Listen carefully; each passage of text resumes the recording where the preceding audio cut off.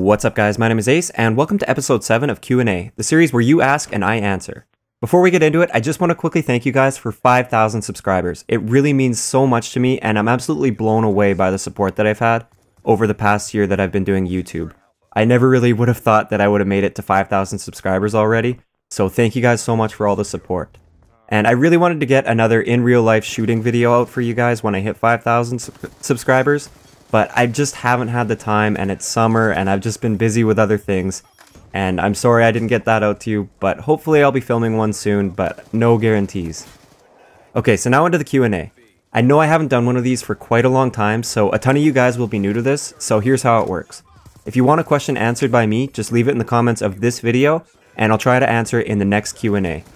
You can ask me anything you want. It can be something about my opinion on something, or something about my life, or video games. Pretty much anything goes. Just try to keep it appropriate if you can.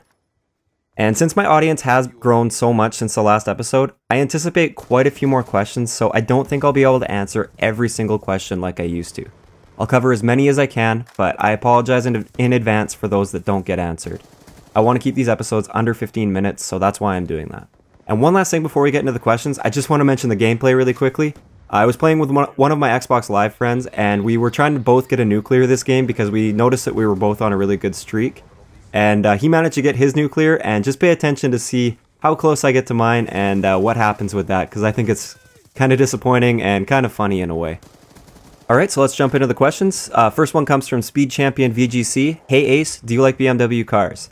Of course I do. I love BMW. I'm not really a car fan, and I don't really have any commitments to any particular car companies or anything, so it's not like BMW is the only car for me, but I definitely wouldn't be complaining if I was driving a BMW. Okay, next question. What was your first COD? COD 2 I think was my first single player COD, but I didn't play online until Call of Duty 4. The next question comes from Cool Kid Cater. What's your favorite gun from any COD?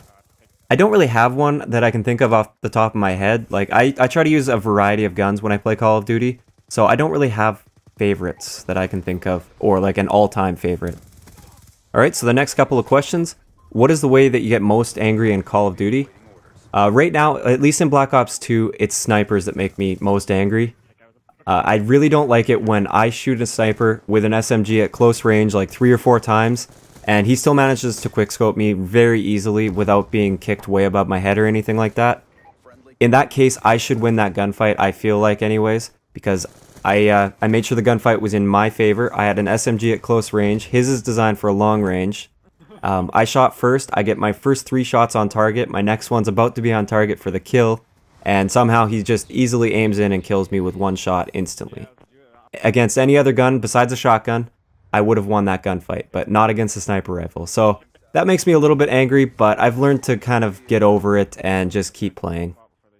And the next question from the same guy, what is your least favorite primary weapon, not including snipers and shotguns? I'm going to assume it's just for Black Ops 2, and I'm going to have to go with the SMR for this one. I like semi-auto weapons, but I don't like it when the fire rate is capped so much that a fast trigger finger really doesn't matter. I like the FAL because I can shoot really fast with it, and I have a really good trigger finger, so I'm able to use it quite effectively, but the SMR, it's all about accuracy, and it's not about fire rate. And I prefer fire rate over accuracy. Moving on to the next question, how did you get so many subscribers? I've already sort of answered this in the past, but a lot of you guys are new, so I'll try to get into it again. And this is just my opinion on how I think I'm growing so successfully. I'm not even 100% sure here. Now, the reason I think that my channel growth has been so successful is because of the types of videos that I make. I make videos that people are searching for on YouTube, so a lot of people will search, how do I improve my aim in Black Ops 2? If you type that in, I'm sure one of my videos, my Train Your Aim video, will probably end up somewhere on the first page there. And they're going to be clicking on that video, and then they'll see the quality. And I like to think the quality is very high. And if they like me, then they'll subscribe. If they don't, then they won't. But I get a lot of exposure through the search engine on YouTube. I don't really network a whole lot with other YouTubers. I don't do any dual commentaries. I have posted the odd video on someone else's channel, but it really doesn't bring in a ton of subscribers. I think most of my subscribers come from the search, from a search on YouTube, basically. Okay, so the next guy has quite a few questions, so I'm just going to go over them very briefly. What do you do when someone's talking trash? I ignore them. Win or do well? I try to do both, but I always go for the win first before doing well. Now this next one I think he means, do you think Call of Duty is starting to cater to noobs and casuals with things like small maps, target finders, etc.? Yes, I do think with these things they're trying to cater more to the casual players, but that's for good reason. That's where all the money is coming from. Most of the people that buy Black Ops 2 are just casual players. The hardcore audience would maybe be 5 or 10% of all of the market for Black Ops 2, so of course they have to implement these things to keep those casual players coming back. Because this is a business, and that's what they're trying to do with it, is make money. This is their big cash cow. Next up from him, do you think the quality of the COD series is going down? No, I actually think it's going up. I found Black Ops 2 to be one of the most balanced Call of Duty games ever, and I really enjoy it. I enjoy it much more than I did in Modern Warfare 2, Modern Warfare 3. There are a lot less things that make me really angry when I die, so I think the quality is actually going up, but we'll see what Infinity Ward brings out this year with Ghosts. Next question, favorite Call of Duty, and I think I just answered that basically. It's Black Ops 2 for me.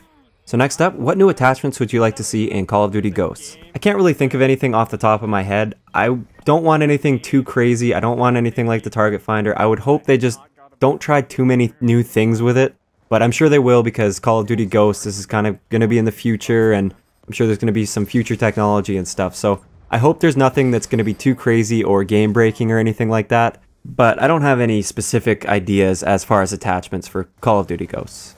Next up, pancakes or waffles? I'm going to have to go with pancakes on this one.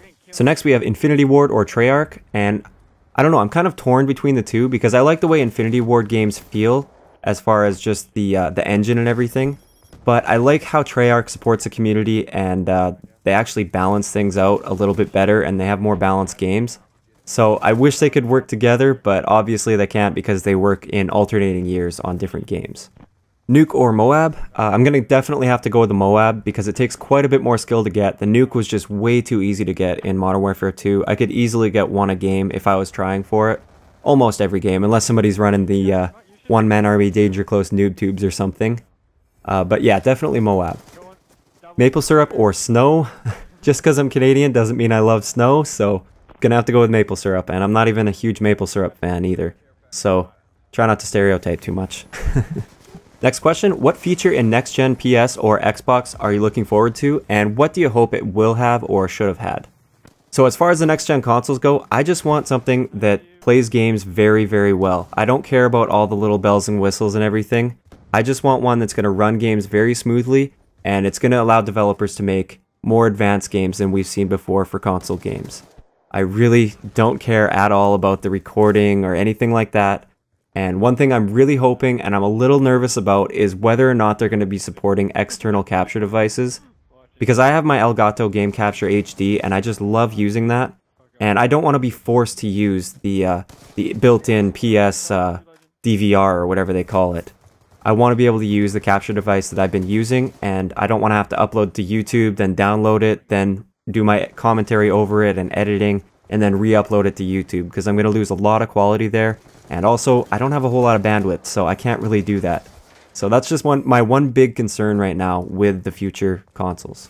When playing COD, which set of skills do you think are more important? Player skills, like aiming and setting up a good class and reaction times, or knowledge of the game, spawn locations, lines of sight, and rotation patterns?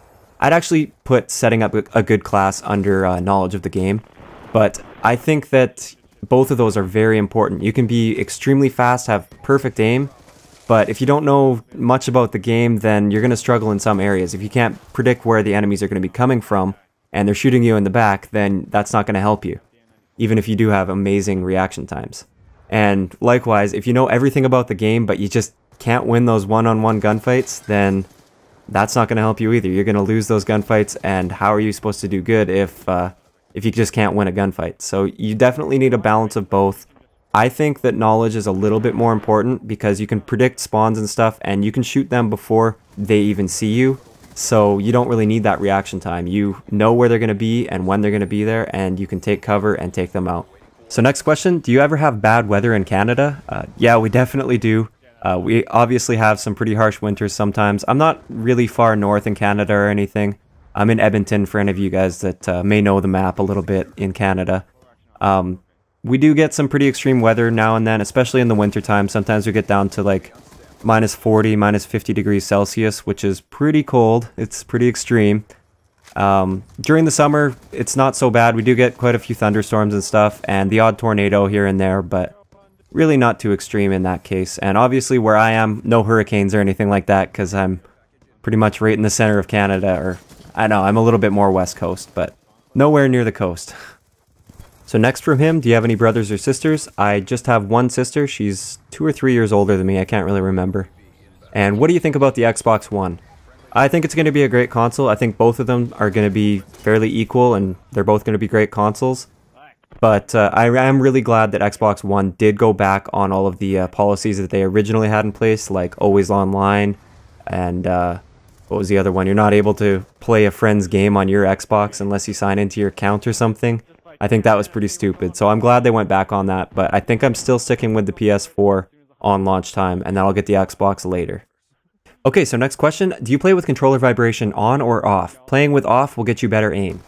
I actually play with it off, and I don't really agree that it will give you better aim, but it is one less distraction, and maybe I guess you could argue that that would give you better aim. But I do definitely prefer it being off. Next question. How do you feel about select fire, or should you just train your trigger finger and try to shoot faster? For me personally, I think you should just train your trigger finger. I assume this means for semi-auto guns, turning a semi-auto into full auto with select fire. And having a fast trigger finger, you can typically shoot faster than that select fire will give you with it when it's in full auto. So if you just train your trigger finger, you can actually shoot faster, and then you're also saving yourself that attachment or that one creative class point. So next up, what is your favorite gun? I've already kind of answered that. I don't really have a favorite, although on my stats, I think the MP7 is still my most used gun. And what is your favorite game mode?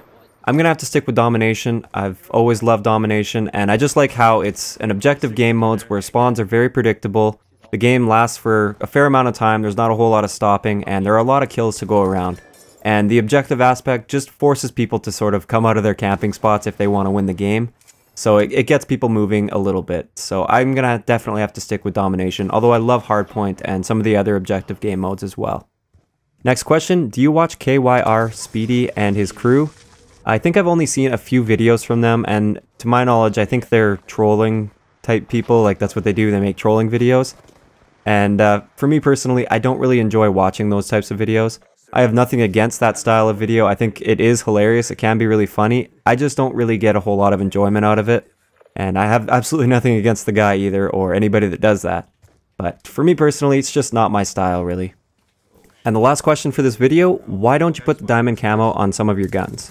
So you guys may or may not know that I have diamond assault rifles and SMGs unlocked, but I don't really use it too much anymore, or not very often. I've started using the assault rifles diamond because I just got them diamond and I want to see what they look like and everything, and it's still kind of new to me, but I got really sick of the diamond SMGs very quickly, and it's just that I don't want to look at the same thing all the time on the screen, so I try to mix it up a little bit.